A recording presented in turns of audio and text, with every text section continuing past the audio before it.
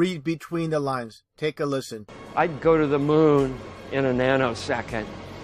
The problem is we don't have the technology to do that anymore. We used to, but we destroyed that technology, and it's a painful process to build it back again.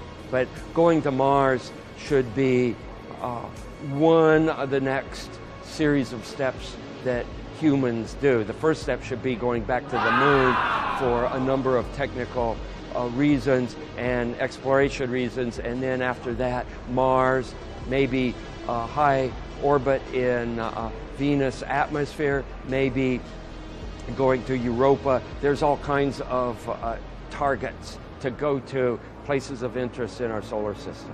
The only limit to human future is in our own imaginations.